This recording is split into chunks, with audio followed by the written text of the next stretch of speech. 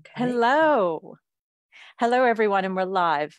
Welcome to our little webinar on audio flashcards. So audio flashcards, they sound really good, don't they? But what do you say in them? How do you actually do them? And how do you make them evolve across therapeutic stages? And finally, what tech do you use to get them to the client? And please stay tuned to the end because we've made you a little present that we're going to share with you as well. My name's Tanna Davies. I'm a clinical psychologist and advanced certified schema therapist. And my name's Dr. Jo White. I'm also a clinical psychologist and advanced certified schema therapist. So what is a flashcard? So a flashcard involves recording an audio message for your clients, and it's a transitional object. So it's something that bridges the gap between your therapy and time outside of therapy that your client can listen to at any point. And there's a few different functions for flashcards that we're going to think through today. But summarising those, really they help us to connect with our clients for more than the therapy hour. So we can provide those reparenting messages to them, and clients can listen to those at any point. So they help us to reinforce and extend those super important messages that we really want our clients to internalise. They can really help support clients to soothe themselves when they're struggling to manage their emotions. So they're a really good emotional regulation tool. And they're also a tool that we can use to help to model healthy responses and coping to our clients. So it's like providing a little healthy adult for them in their phone outside of the sessions. That's such a great way to put it. It is a healthy adult in the pocket, isn't it? Yeah. So thinking, Tanna, you're going to talk about flashcard? Yeah. And so just to talk about kind of how audio flashcards began, Jung originally developed them more as a cognitive exercise, and particularly to support clients who were trying to break dysfunctional behavior patterns. And you can read more about Jung's version of a flashcard on page 105 of the Schema Therapy A Practitioner's Guidebook, also universally known as the Brown Book. But over time, these flashcards have extended and they've evolved, and we now use them really to connect with clients, to encourage them, and really across stages. And as well, you can also have video flashcards, you can have audio flashcards. There's a whole range of ways to do them. So when we were starting to think about creating this live for you and the different ways in which we were using audio flashcards, I was really thinking about the ways in which I might use them throughout therapy, and that actually that really changes through those stages of therapy. So I find it really helpful to break schema therapy down into 3 phases. And in the start phase, the main aim is to be developing safety and connection between you and your client. And so I find that this is the time that I use flashcards most, because they are so powerful in helping clients to feel safe and connected with you when they can listen to those messages outside of therapy. So to develop, sorry, Tanna. Yeah, I was going to say same. That's, I feel like I do a lot of flashcards early in the piece. Yeah, that's when it comes most naturally to me to think, okay, yeah, flashcard would be really, really helpful here. So when I'm thinking about that safety and connection stage, then my flashcards will often include lots and lots of reparenting messages to my client that they can access anytime they need them. So that might be when they go to visit family and they nip off to the toilet and listen to the flashcard as a way of helping them to ground themselves. It might be when they're out and about, or just when they're at home and they're struggling. And I'll include messages that will be about validating their feelings, helping them to understand why they're feeling the way that they're feeling. So lots of the clients that I work with have experienced complex trauma, and their parents really haven't helped them to understand why they feel the way that they feel. So maybe there's not been a lot of talking about emotions, or maybe they've really dismissed and punished the child for experiencing emotions. And so in that early stage, one of the things that I find so important is helping clients to understand why they're feeling like they're feeling. And I want them to know that I'm on their side and I'm non-judgmental about their struggles. So I might say something like, I know you feel really critical of yourself for not managing well right now, it makes sense that you're finding life so hard. Your dad's ill, your mum's health is deteriorating, and you've got the summer holidays to manage your kids. So maybe something just as short as that, or usually my flashcards might be a minute or 2 minutes long. Yeah, absolutely. And I think that's actually a really good point to make, is that these flashcards are only, 1 minute. Mine are 1 to 3 minutes is like an epic flashcard for me. Yeah. So they're really short and sharp. And we must have the same clients, Joe, because my clients also listen to their audio flashcards in their mother-in-law's house, like in the bathroom. So they're like, they're good for a bathroom break. Yeah. The other thing in those early phases that I think is really important too is really making links between the present and the past, because I think that helps them make sense of their early experience. So something really along the lines of course, you're so worried that Mark is going to leave you because you've had a pattern of relationships where you've been left, and that's how you started off in life. That's been happening since day dot. So it just makes so much sense that little you was worried about this.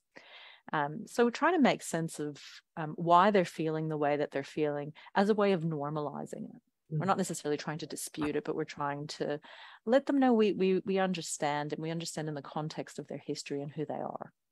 It's such an important point, isn't it, in the early stages of therapy, to not only help clients to make those connections between the present and the past in therapy, but helping them to do it outside of therapy as well. Yeah, that's great to know. So I guess the other way that I was thinking about using audio flashcards in this early stage is for clients to start noticing their coping modes or their critic modes. So it's about developing awareness of the mode map and of different ways of functioning.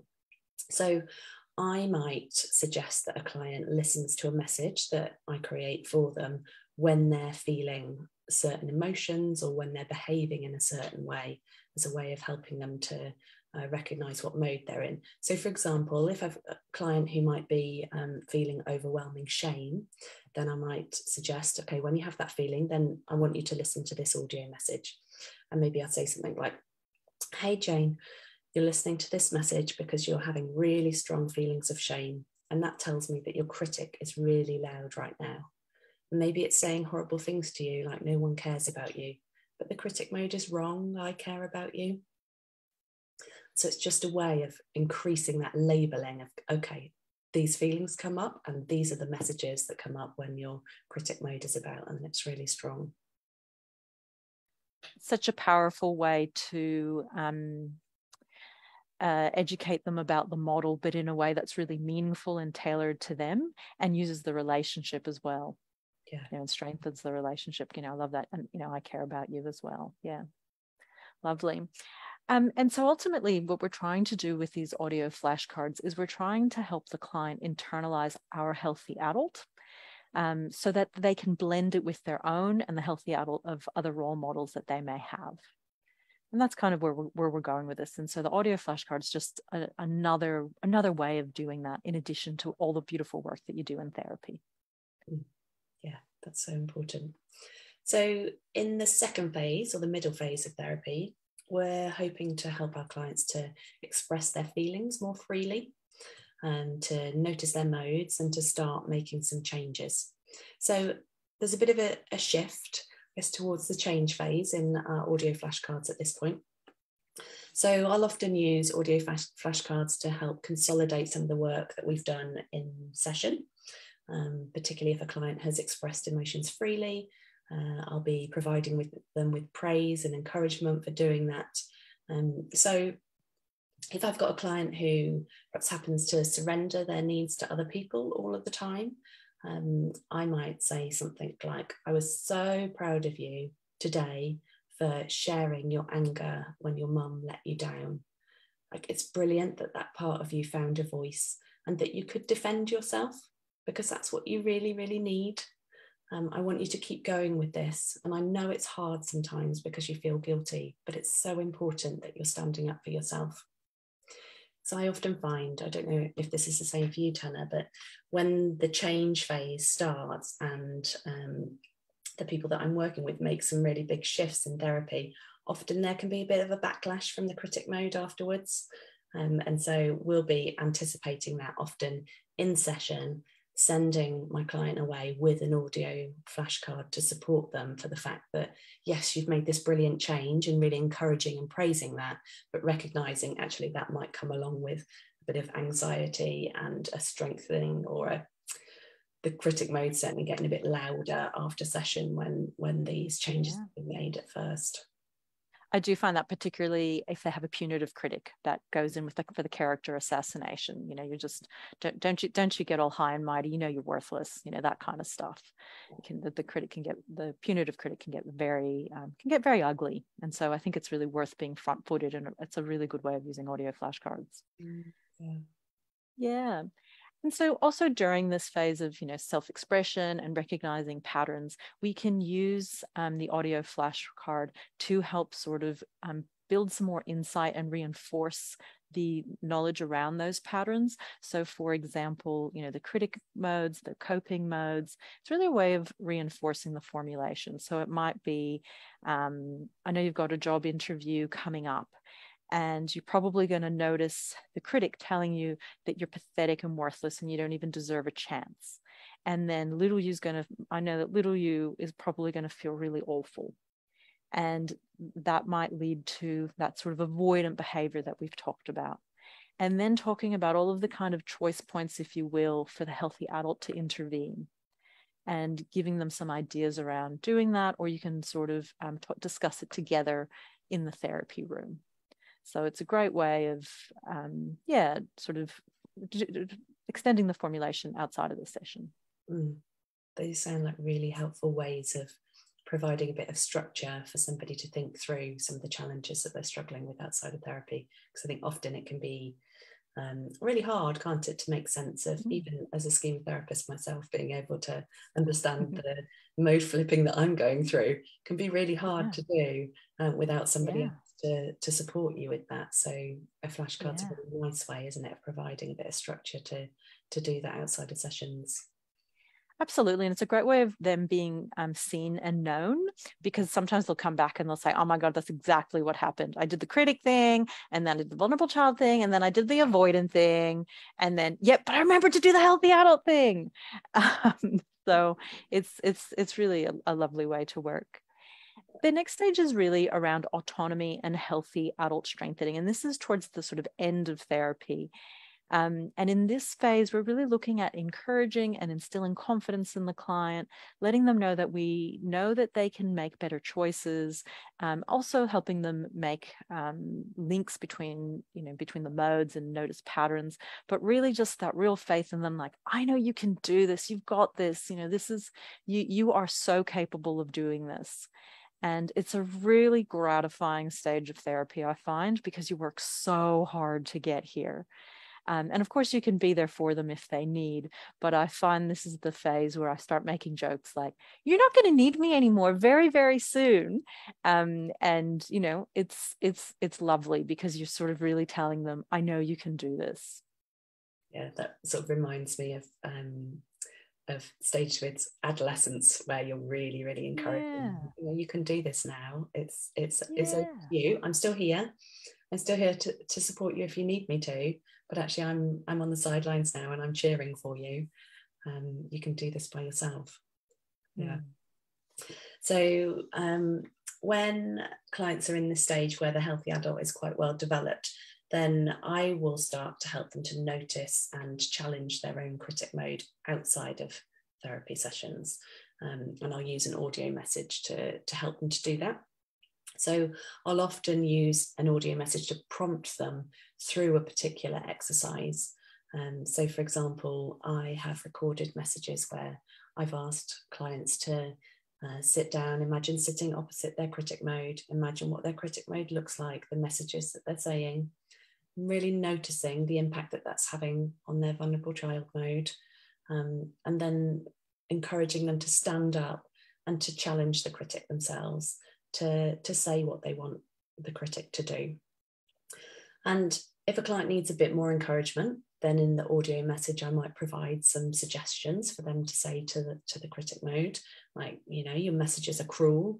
I don't deserve this. I don't need to listen to these messages.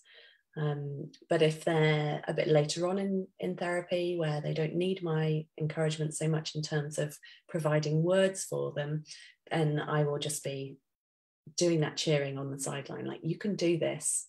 I've got faith that you can challenge your own critic mode. You're strong now. You know that these messages aren't right. And so the audio message is just a way of talking somebody through an exercise that we'll have done in session, helping them to really integrate that into their life outside of therapy, and thinking about those times when actually we don't meet any longer and they will need to challenge their critic mode by themselves. Yeah, absolutely. That's such a lovely way to work, and such a good reminder for them, because you're right, they are going to have to be challenging their critic mode.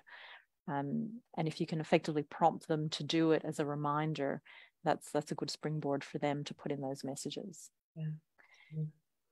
And, at this stage, one of the things I really love doing is taking turns creating messages for the vulnerable child with the client. When I first started making audio flashcards, I came up with the idea, and you might laugh, that we would take turns speaking to the vulnerable child. Zero takers on that, because nobody wanted to have their voice recorded. Nobody wanted to hear the sound of their own voice. And sometimes, actually, I think a couple of times clients would play along, and then we'd get to the end and they'd be like, can you make me a clean version without me? I'm like, okay, let's not do that. So what I do now, so maybe don't ask them to speak on the recording, but what I do is I'll plan the audio flashcard with the client. And I actually do this, to be honest, across all 3 stages, but there's more input as they become more autonomous and more capable, and the healthy adult strengthens. In the early phases, it might be getting them to choose some words. Like I might say, what would little you prefer? Do you think, what would really resonate with little you? Would it be, I care about you, or you matter to me? Because I really do care about you and you really do matter to me. But what's going to really hit the mark for you then? Because people can always make a choice, and recognize what suits them. And then, towards the end of therapy, we're co-creating, and we might even get to the point where they're writing the whole thing. And that's when I make the joke, like, well, I can just leave the room now. And then I just record it so they don't have to hear themselves. And then the final stage is they start writing letters to their own vulnerable child, because ultimately that's what they're going to do when they leave therapy. No one is ever going to record their own voice for their own VC. Well, at least my clients always don't want to do that. But then I go, okay, let's just transition to write yourself a little letter, just in the notes app in your phone.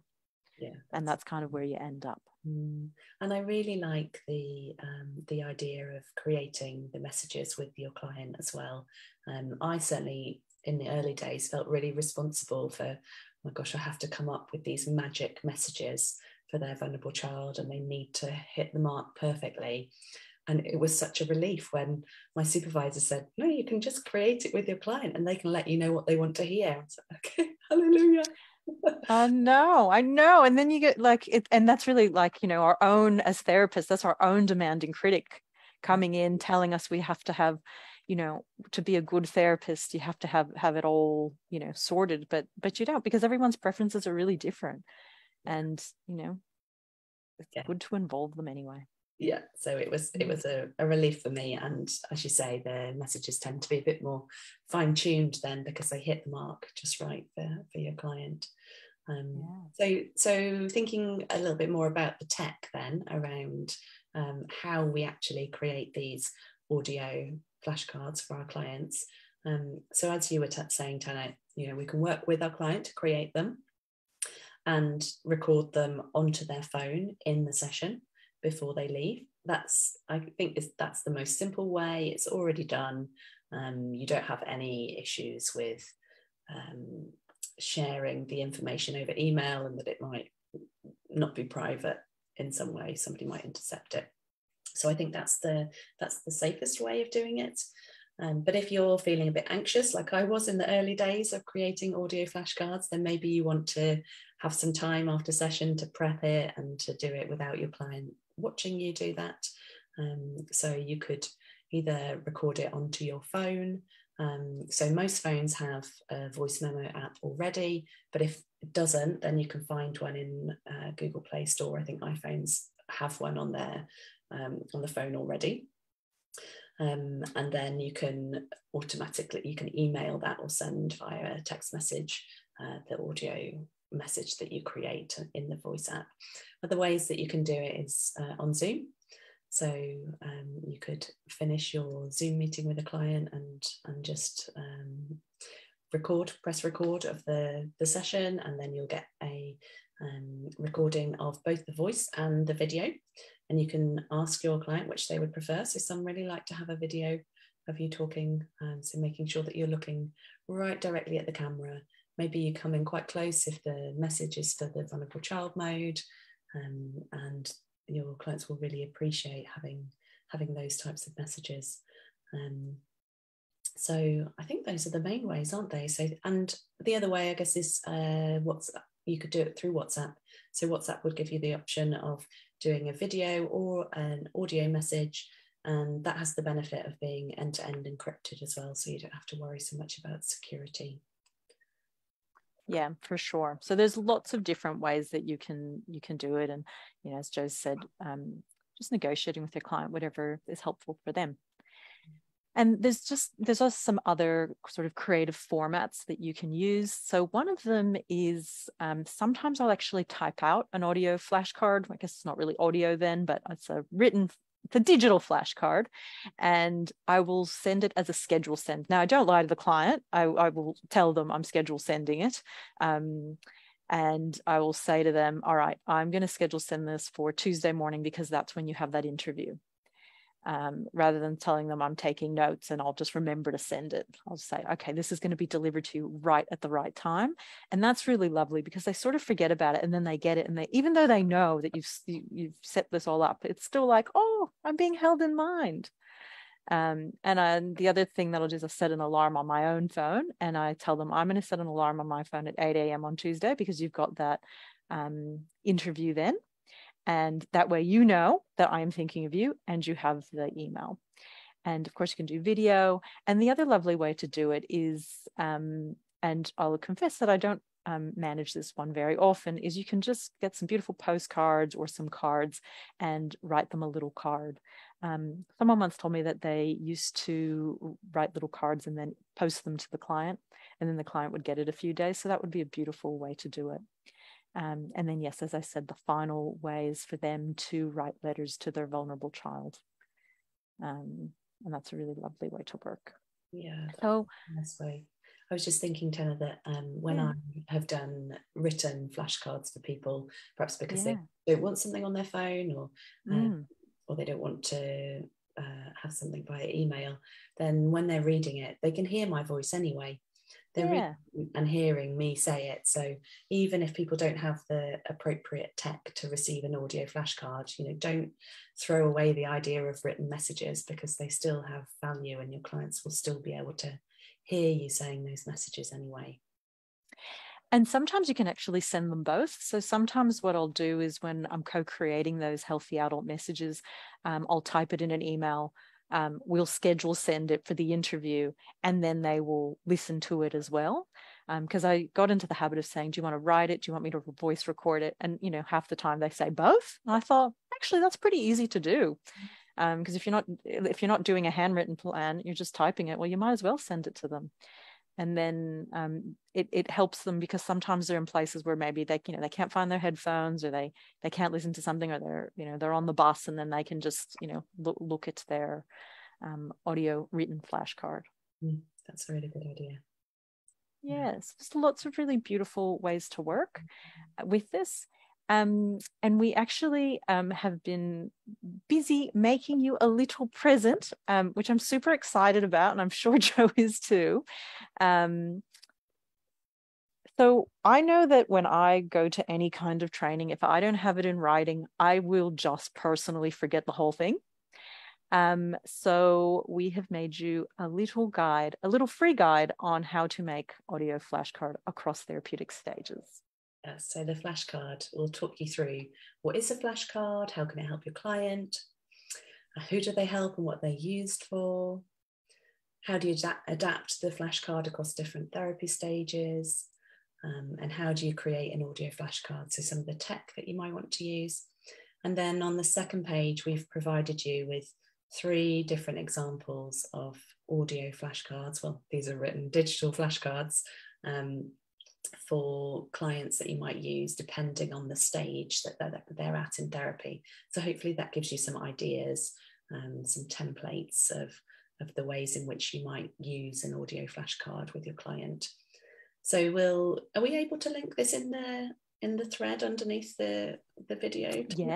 Yeah. So I just have to save it, and I will. What I might do is, for those of you that are watching this, that are in the Schema Therapy interest group on Facebook, if you aren't in the group, please join. But if you're already there, I'll pop it in a post on the main wall, and then it will go into the group files, so you can see it there. And Jo, I think you are doing some training on the critic, and are you going to include something on audio flashcards? Is that right? Yeah, we've got 2 different templates actually that we have included in our critic workbook. So we've got a 50-page workbook that comes along with the attendance. With the workshop, as you do. Yeah, maybe, a little bit of overcompensating was going on there when I created. I don't think so, not at all. But we included 2 different templates for flashcards to use with the critic mode, so at different stages in therapy. And the training is around looking at how do we identify, assess and intervene effectively with the 3 different critic modes. So hopefully giving people a lot of confidence to work creatively, and to keep going when the critic modes can be really, really, really sticky, can't they? And we have to often keep going with a lot of faith that what we're doing is going to be helpful. That's right. And you just chip away at them, I think. And yeah, they are sticky and they are chatty, but you get there in the end. I cannot believe that you have written a 50-page ebook to go along with a workshop. That is impressive. I don't know if I could ever match such a thing, but it's very good that you're doing it. So we've got just a last thing about the workshop is that there's an early bird offer on it. So there's a saving to be made if you purchase it before the end of July, which is Sunday now, I think. So if you want to take advantage of the promo code, then early bird, then now's the time to buy the workshop. And let me guess, the promo code is actually early bird. It is. That's one word. Yeah. I would not have seen that coming. Okay. All right. Well, thank you, everyone. And we will do more of these. Do let us know if you have any ideas around topics that you'd like to know more about, and we can see what we can do. Thanks so much. Thanks, everyone. Bye. Bye.